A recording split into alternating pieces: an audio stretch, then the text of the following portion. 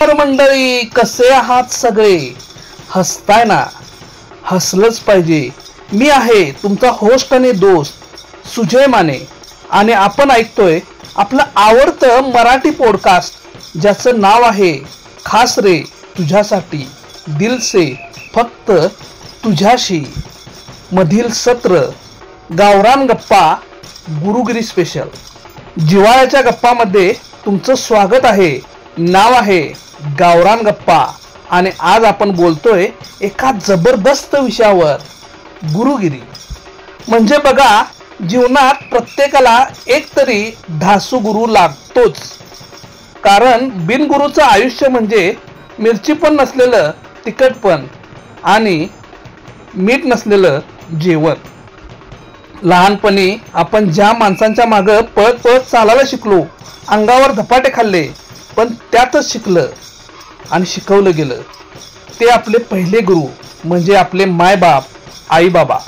शाळेचा पट्टा, शाईनचा पेन, हजेरी पुस्तक घेऊन जे मास्तर लोक रोज आपल्याला बेरीज वजाबाकी शिकवायचे, त्याहीपेक्षा काय बरोबर आणि काय गणलंय हे ज्यांनी शिकवलं ते आपले दुसरे गुरु म्हणजे आपले शिक्षक.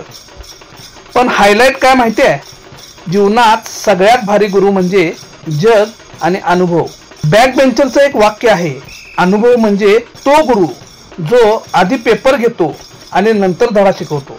कोणीतरी योग्य वेळी ओरडलं, कोणीतरी प्रेमानं थांबवलं, कोणीतरी गप्प बसून आपल्याला सांगितलं.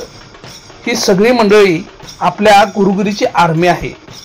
म्हणून आज गुरुपौर्णिमेचा निमित्त फक्त शाळेच्या गुरुसाठी नाही, तर आई बाबा, मावशी, काका, दारात उभा राहून सल्ला देणारे शेजारी आणि हो, आयुष्यात प्रत्येक वेळेला फाटका टाकणारे पण शिकून गेलेत अशा सर्वांना मानाचा मुजरा.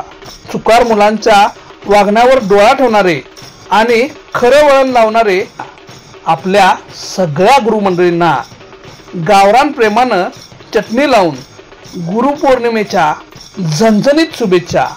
आणि हो, हसताय ना? हसलंच पाहिजे.